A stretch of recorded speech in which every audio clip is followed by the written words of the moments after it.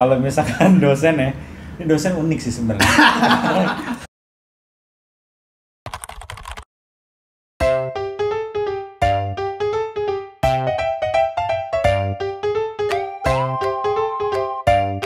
Oi, pada. Oke, ini part 2-nya nih. Gue mau ngomongin perfakultasan. Di UM itu cuma ada 3 fakultas, dikit ya. Itu kategori dikit tuh. Cuma ada CAS, College of Arts and Science. Terus ada Colgis. Singkatannya apa tuh? College of International Studies. GIS ya, Bang? International Studies. Government nggak sih? GIS. Kan Colgis. Ya, College of Inter- Law, Government, and International Studies. Wih.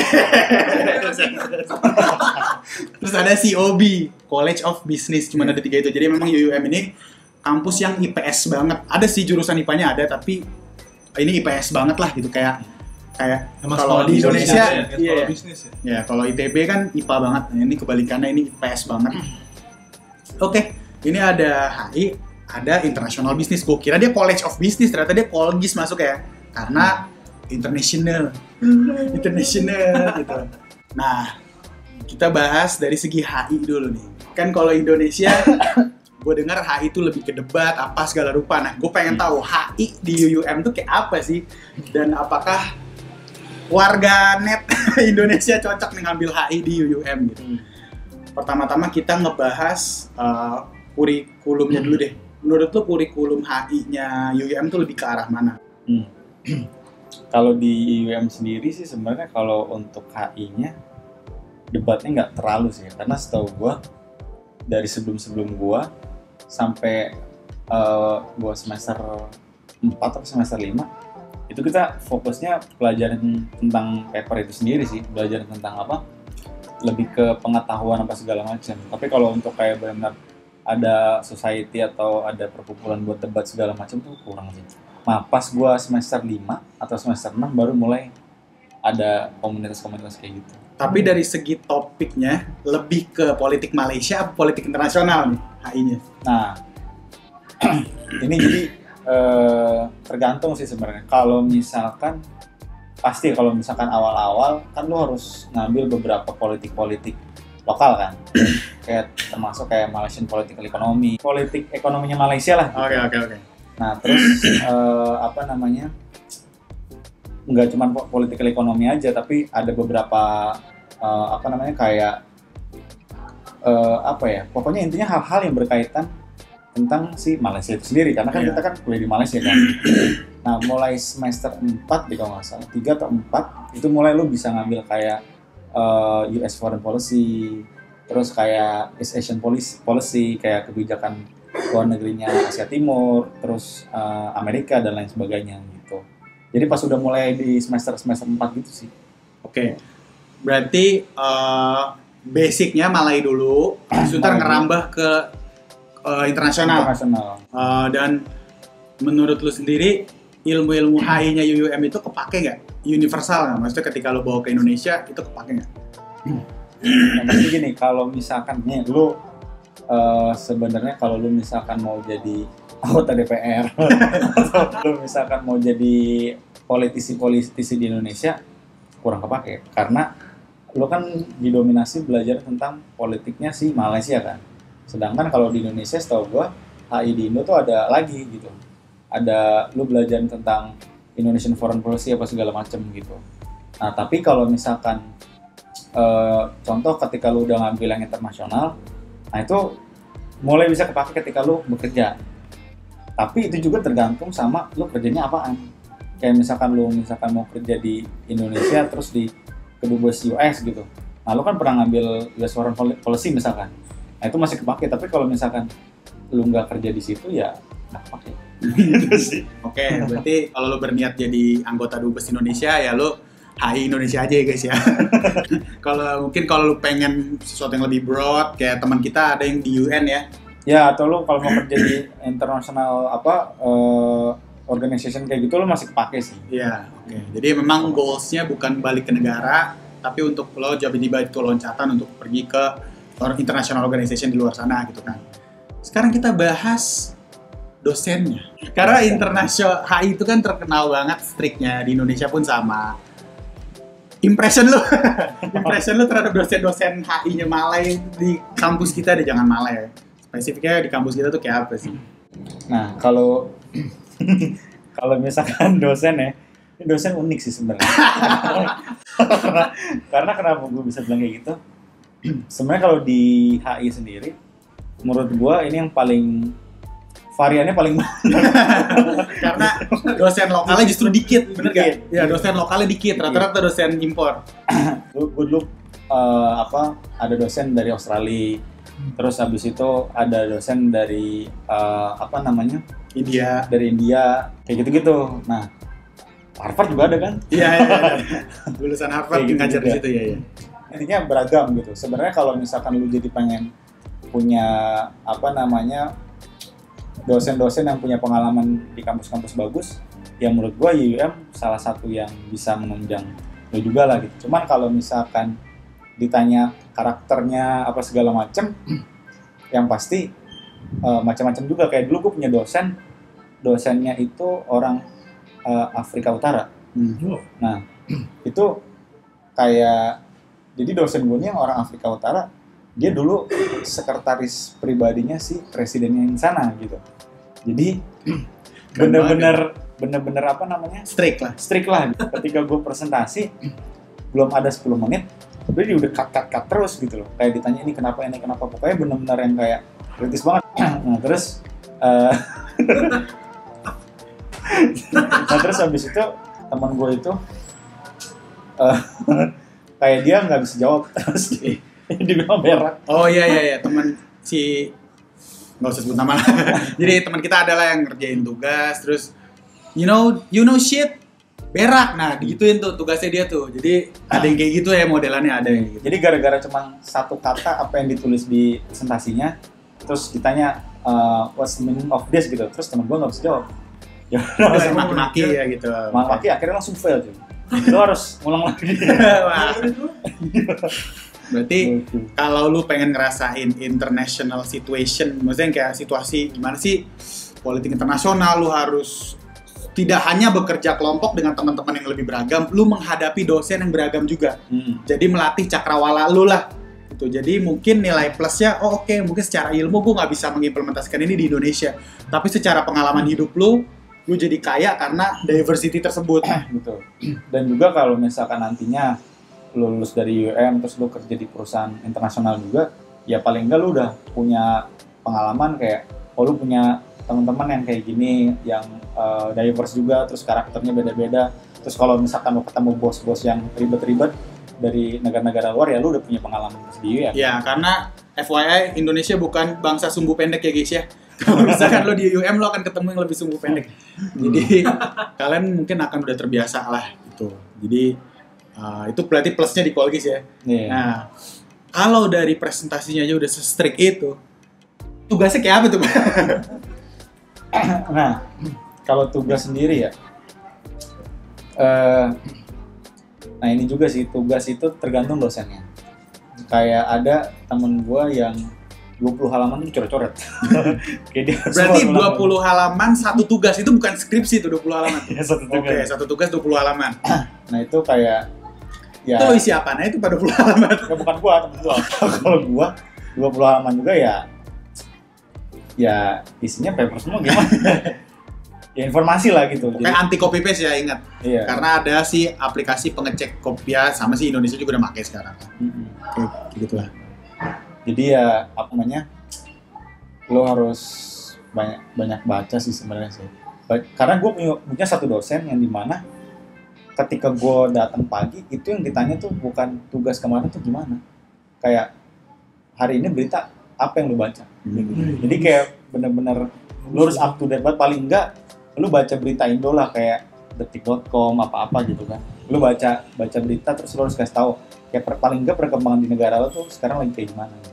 Berarti kalau misalkan sekarang lagi Rusia Ukraina hot banget ngambil HI ya. Iya. Berarti lo bener-bener Bisa jadi paper. Iya, bisa jadi paper. Nah, UUM itu fun fact gak semua jurusan ada skripsi. Gue ada skripsi dengan sidangnya. Kolgis kalau nggak salah ada skripsi. Bener gak? Coba jelasin. Kalau lu? Gue nggak ada. IB nggak ada skripsi. Nggak ada skripsi. Kalau gua, setahu gua beberapa semester sebelum gua bisa milih kayak magang doang atau skripsi doang. Terus mulai di gua dua-duanya. Magang juga, skripsi juga. Cuman gua nggak ada ini sidang. Jadi cuman ngumpulin paper S1 lah ya. Iya. Apa tesis S1 tanpa sidang? Ya, begitulah kurang lebih. Oke, permasalahan IPK gimana nih? Berarti kan lu kita bertiga alhamdulillah lulus di atas 3. Lu tekor gak mempertahankan di atas 3 di jurusan lu? Gua nih. Ya lumayan sih. Sebenarnya sih kalau dibilang susah banget sih enggak. Cuman kadang nih tergantung dosen lu, kayak ada dosen gue tuh yang misalkan contoh nih lu ujian itu kita misalkan dikasih 4 sampai 6 soal gitu. Nah, paling enggak kayak satu soal itu lu nulis paling tidak sedikitnya 3 lembar gitu loh. Jadi satu soal jawabannya harus 3 lembar tuh analisanya 3 sampai 4 lembar lah gitu. Nah, semakin banyak semakin bagus nih.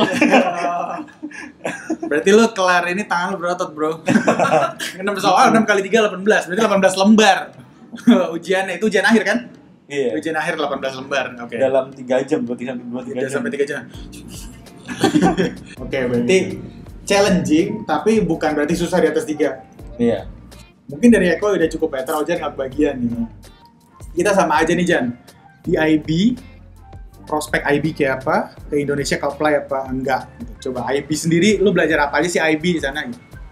Kalau untuk IB itu tergantung orangnya lagi. Ngambil dari IB itu jurusannya mau kemana. Oke, jadi IB itu ada turunan. Iya, ada turunan. Sama kayak gua, teknologi media ada 3 turunan. Jurnalistik, advertisement, broadcasting. Kalau IB turunannya apa? Di IB itu sekarang udah beda soalnya. Pas zaman gua, tapi dulu ada kayak finance. Ada ke arah HR juga. Ada ke arah logistik. Sama kayaknya itu sih 3 main turunan. Lo ngambil apa? Gue dulu ngambil finance sama ngambil HR. Boleh 2? Karena pas yang angkatan gue itu lagi mau transisi nih. Sebelum yang baru-baru ini. Karena kalau yang baru dari awal tuh udah diarahin banget. Kalau gue bisa ngambil 2 jadinya.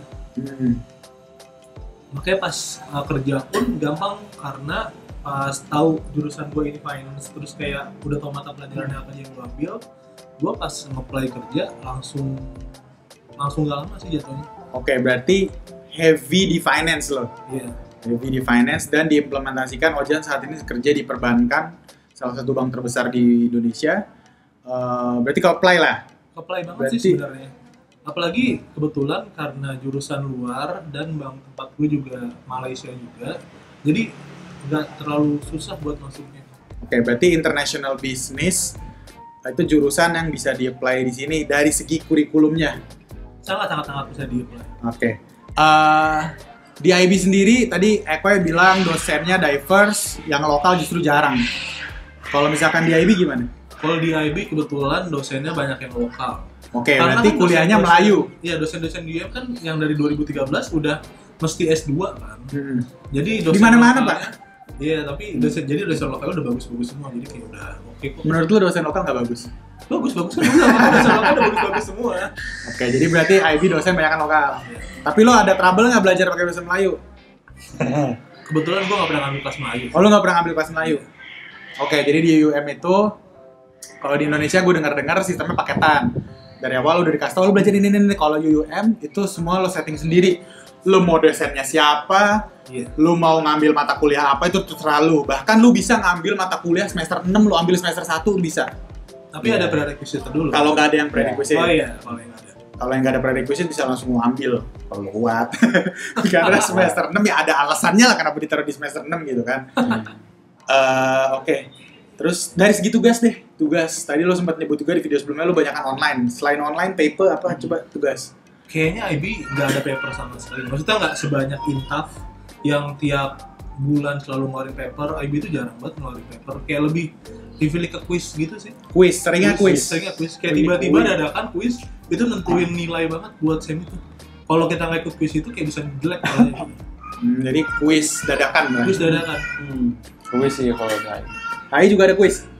Soalnya gue dulu kan harus ngambil international business juga. Oh iya. Seperti iya. Nah itu Lu kuat Pak, international business. FYI, Eko ya dulu SMA-nya bahasa. Lu bahasa? Harusnya bahasa, cuma karena di jurusan gua, karena di sekolah gua nggak ada jurusan ilmu pengetahuan bahasa, jadi gue IPS. Oke. Iya, jadi lo international business ya, sempet ngambil. Oke. Kuis. Oh, gue sih jarang kuis. Gue bener-bener jurusan yang learning by doing banget. Either gue datang ke televisi, ke radio, bikin liputan. Jadi kalau gue sih lebih kayak gitu ya, kalau teknologi media. Jadi lo kalau kayak, karena alasan kenapa ada jurusan teknologi media untuk menghindari jurusan komunikasi yang terlalu teori. Jadi kalau belum enak sama jurusan komunikasi, ambil jurusan gua teknologi media, bener-bener langsung turunannya. Advertising, jurnalistik, dan broadcasting. Bapak tadi sempat nyebut satu soal 3 lembar. Lu kalau ujian susah banget gak? Seberapa susah tuh ujian lu? Ujian akhir, final test. Oke, jadi kalau misalkan HI sendiri, sebenarnya sih tergantung nih. Ada dosen yang kayak bener-bener nggak ngasih tahu kayak yang mau keluar nanti tuh soalnya apa aja. Oke, surprise. Happy birthday. Dia bilang, ya udah lo pelajarin aja dari bab 1 sampai bab 5. Iya. Itu kan nggak tahu tuh. Ya, sebenarnya itu di mana-mana terjadi lah kayaknya. Iya. Nah, tapi kan ya gimana ya? Kalau misalkan gue baca dari bab 1 sampai bab 5 kan langsung juga tuh. Iya. Terus gue harus nulis 15 sampai 20 halaman ketika gue exam kan meledak gitu kan. Nah, jadi mostly sih kebanyakan lecturer atau dosen itu tuh dia udah ngasih tahu sih kayak kisi-kisinya apa gitu. Nah, jadi kadang kalau gue sendiri misalkan dia ngasih tahu kayak misalkan coba lu pelajarin tentang perang Rusia sama Ukraina misalnya. Iya. Ya, jadi gue pelajarin tuh dari awal sampai akhir gitu. Melajarinnya tuh gak sekedar melajarin sampai ngelotok ya, maksudnya Iya, pergerakan strateginya dia dan segala macam ya. benar. Karena kayak kadang tuh di soal itu tuh apa yang lo tahu tentang perang Ukraina sama Rusia kayak gitu doang. Cuman kan gue harus nge-elaborate, harus ngejelasin dari A sampai Z kan, kayak awal mulanya gimana, terus impactnya seperti apa, terus siapa aja yang terlibat. Kalau IBM hafalan ya? Coba. Sangat apa? Kalau untuk ujian kan tergantung paper kan, paper 1000, 2000, 3000. Ya, Kalau 1000 jadi ketika kita tadi tuh milih mata kuliah ada levelnya 1000, 2000, 3000. Nah, 1000 itu yang memang level-level pelajar-pelajar semester 1 ya. 2000 tuh semester 3, 4, 3000 tuh semester akhir. Berarti tergantung level. Ya, tergantung levelnya. Kalau masih yang paper 1000 tuh kayak pilihan ganda kan, pilihan ganda rata-rata persoalan. Jadi untuk final harusnya gampang sih. Paper 2000 itu campur, ada kayak pilihan ganda sama ada yang pilih double-nya gitu. Nah, paper 3000 pas sem akhir baru mirip-mirip sama Intaf. Kayak soalnya cuma dikit, tapi kayak satu soal bisa satu jawabannya, itu full paper gitu. Berarti cuma jurusan gue yang dari awal sampai akhir esai. Oh, lu esai? Iya, kan Nggak ada pilihan gandanya gitu? kan Nah, gue juga. iya, juga? juga ya. Oh, berarti cuma ini yang ada pilihan ganda? Iya. Kalau kecuali teras ya Malaysia Nationhood ya pilihan Itu ganda. jelas. Itu jelas. Kan kalau gue sama kayak kurang lebih sih jurnalistik ya, lo harus tahu lah berita terkini, terus juga ditanya angle berita tuh kayak apa sih yang bagus kayak gitu sih. Paling yang ada pilihan ganda fotografi lah. Gue kalau dari gue sih aman lah, ujian nggak pusing-pusing amat, karena ya sama kayak Koi analisa, cuman analisanya nggak nyampe 3 lembar. Terus capek banget cuy, gue sih kayak nulis 3 lembar satu soal. Wah gila sih Koi, lu Ya, sesuai emang Intaf mesti. mesti tough ya bro.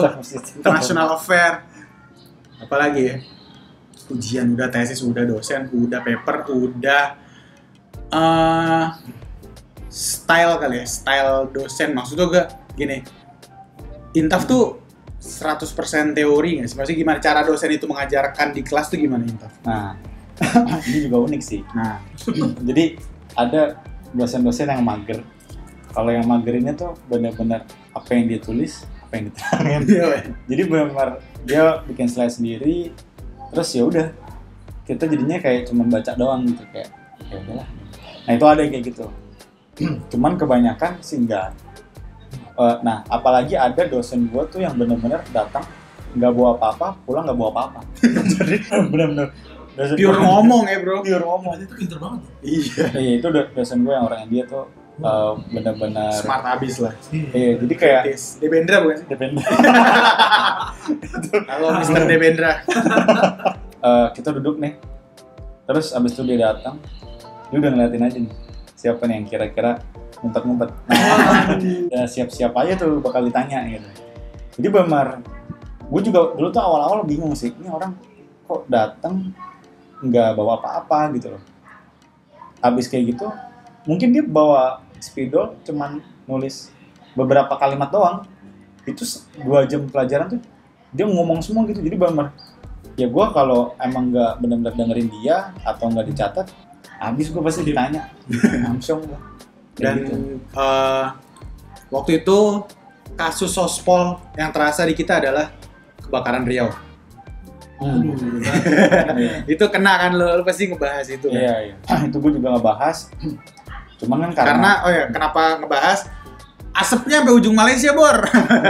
Yang bakar siapa yang dicengin kita nih, mohon maaf nih. Lu pada sih nggak kena dicengin ya, di Jakarta gue nih yang semua di Malaysia dicengin bro sama orang Malay gara-gara asap Riau. Dan itu jadi bahasan di jurusan HI ya. kita sempat libur 2 minggu kan ya? Sempat libur karena asapnya kacau banget bro. Kita diliburin, Motor-motor bener-bener udah- diliburin. Sampai Bukan di WFH ya, pure libur. libur ya. Belum ada kelas online tuh. Iya sih, itu juga kalau nggak salah sih gue sempat bikin papernya juga tuh. Wow. Paper langsung ada kasus Paper. paper bro. Dari gua pribadi, kalau gaya pelajaran jurnalistik, ya, simple. Kita dikasih skenario, oke, ada kasus kecelakaan. Gimana cara lo ngambil si kasus kecelakaan ini supaya beritanya tuh menarik. Jadi emang kita diajarin clickbait.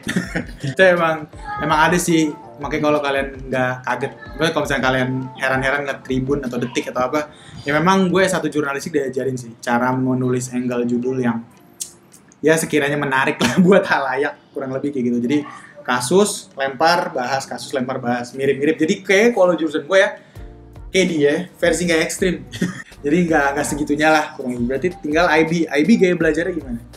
Cara ngajarnya kayak general aja sih, kayak ya udah PPT apa gitu-gitu. IB nggak terlalu aneh-aneh kok. Pakai kayak sekolah biasa Kayak aja. sekolah biasa aja. Berarti lo nggak ada Teori, deg-degan kita kayak Eko nggak- yang masuk kelas. Oh, kecuali pas lagi nih bisnis law.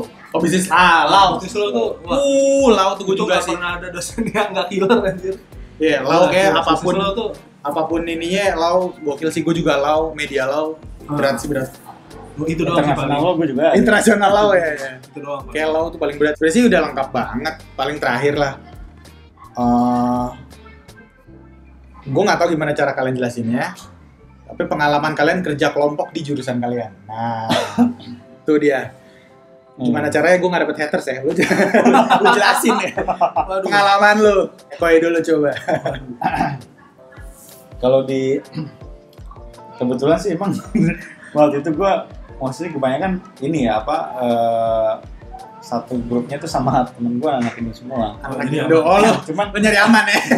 kalau sama yang luar-luar nih, ini tergantung juga. Tergantung banget. Kita nggak bisa nyebut negara nih anjir, gua haters netizen. Gue gak mau nyebut negara lah, cuman ada beberapa negara yang Tapi kalau TikToker lain berani ya nyebut-nyebut gitu ya. Iya. Gua nggak berani sih, Pak. kalau di beberapa negara tuh dari beberapa negara ada yang benar-benar apa ya, dia oh udah dia pengennya ada namanya aja di sini. Tapi mau ada namanya dan ada nilainya gitu Iya. kan. Cuman ya itulah Porsi Kalau kerjaannya dia ya. kalau kita ada kerja kelompok dia kagak datang. Atau datang pas kita udah mau selesai gitu. Iya, jadi kalau misalnya Anda berpikir Indonesia malas, no. Kayak gitu nggak lu kok? Ya kalau misalkan orangnya pada ya udah kasihan.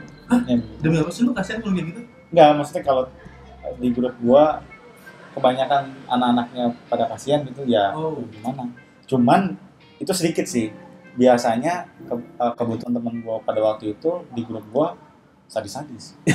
Jadi bener kayak kalau dia nggak terlambat aja ngasih kayak bagian lu, part lu atau apa segala macam, itu langsung nggak dimasukin nilai, nggak masukin di dalam. Nggak pakai babi ibu tagih-tagih ya. Iya. Lo nggak sebaik Randi ya. Temen kita Randi baik banget. Bener-bener yang nggak ada nama lu nggak ada, terus ya udah lu dianggap nggak ngerjain assignment. Kalau gue banyakan teman-teman gue Melayu, ya ibarat kata kayak lo kerja kelompok orang Indonesia aja. Jadi kalau gue aman sih soal perkara kerja kelompok, gue nggak pernah ada berantem, jujur aja. Karena gue juga tipikal orang yang licik juga sih. Kalaupun misalkan dibilangin nggak boleh yang dari sama negara ya, gue akan pilih orang-orang dari negara yang rajin. Jadi gue nggak mau ngambil ribet. Gue udah tahu negara-negara yang blacklist, gue hindarin sih, gue hindarin. Gak pernah gue ada kepikiran ngajak dia deh. Atau misalkan ciwi-ciwi dia ganteng deh, ya nggak deh gue main aman banget sih. Karena nilai bos. Kalau lu gimana Jan? Kalau IB lebih sering milihin dosen gitu loh grupnya. Jarang. Nggak pernah milih sendiri. Jarang yang boleh milih sendiri. Terus rata-rata kalau gue dapet case yang kayak lu yang ada orangnya itu datangnya terakhir-terakhir atau kayak tugas yang ada dikumpulin, biasanya langsung ditendang sih. Kayak kita nggak bilang dia tendang, tapi pas kita ngumpulin sama dia kita nggak taruh aja. Iya kebanyakan kayak gitu sih. Kalau gue sih pasti gue gituin, karena bikin itu nggak gampang loh. Apalagi terakhir gue kayak gitu, kalau nggak salah pas research method itu kan banyak banget yang perlu dibikin, SPSS dan lain-lainnya. Itu pas dia nggak ngumpulin, ya udah gue ngumpulin gak ada masalah. Dan jadi beban kan, lu kayak nggak ngumpulin part itu kan berarti kan harus ada yang cover. Iya pasti masih ada yang cover. Jadi ya mau bukan ATG ya, tapi kayak emang itu. Tapi ada juga cuy yang kayak dia malas nih, tapi dia ya berusaha kelihatan nggak malas, tapi ngerjain asal-asalan. Iya. Jadi kayak ya nggak lama-lama gue juga antara masalah-masalan atau kapasitasnya kurang. Iya. Ujung-ujungnya kita juga yang benerin kan. Tapi rata-rata kalau dapet yang bagus aman banget sih. Tahu lah. Iya, kayak 2 hari udah submit, gue udah nyapit bagian gue ya. Iya, itu kayak anjir enak banget nih pas gue lagi compile gitu. Kayak gue juga tim compile. Tim compile. Oh, BTW mereka berdua salah satu jurusan yang strict soal baju. Oh iya. Iya. Kalau gue enggak. Gue pernah dikeluarin karena nggak pakai dasi. Iya, dia dasi banget, dasi Itu banget. kalau kelas HR. Oke, sorry. Disclaimer, kampus gua nggak boleh pakai baju bebas, harus pakai baju kantoran. Dan lanjut. Kalau kayak kelas HR yang staffing gitu, itu benar-benar mesti rapi gitu loh. Kayak lu bajunya berantakan dikit, dosennya, ya impression dosennya jelek. Terus ketika dosennya nanya lu pakai dasi atau nggak, terus lu nggak bawa, itu langsung dikeluarin dari kelas. Gue pernah sekali keluarin. Nggak pakai dasi di strik itu ya, strik itu. Kalau lu?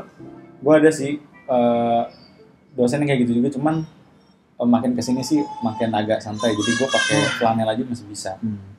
Kalau jurusan gue sih jurusan yang paling dijulitin ya, karena industri kreatif, baju juga jarang banget. Gue bahkan sering banget mengcounter itu kaos, jaket kan ada kerahnya itu, jadi kayak bilangnya kelasnya dingin pakai jaket gitu kan. Jadi ya memang sering dijulitin lah. Rambut juga, kalau rambut sih semua kena ya, rambut ya. Jelas. Rambut kena, nggak boleh ujian bro. Kalau rambut lu pendek. Waktu itu ada yang kribo ya. Dikeluarin, inget gak lo? Ada yang kribo dan negara apa lupa, pokoknya ada kribo, dikeluarin suruh potong pendek dulu. Nanti pasien Langsung, iya. Paling udah ya guys ya. Kira-kira kalian udah dapet bayangan lah untuk 3 jurusan yang berbeda. Kalau gue kan udah sering ngomong jurusan gue sebelumnya, apalagi udah main IBL itu kan. Nah, kalau yang ini kan jurusan baru yang kalian bisa pertimbangkan lah. Ada HI International Affair, ada International Business. Nah, mudah-mudahan di kedepannya gue bisa bawa anak-anak dari jurusan lain. Segitu dulu. Jangan lupa subscribe karena gue insya Allah bikin video terus sih buat kalian lebih informatif lagi datang ke Malaysia. Karena waktu kita datang ke Malaysia clueless ya. Kita nggak tahu apa-apa, benar-benar nggak. YouTube juga belum ada informasi apa mengenai kampus itu. Jadi kalian bisa gunain channel YouTube gue sebagai referensi kampus kalian. Oke? Thank you.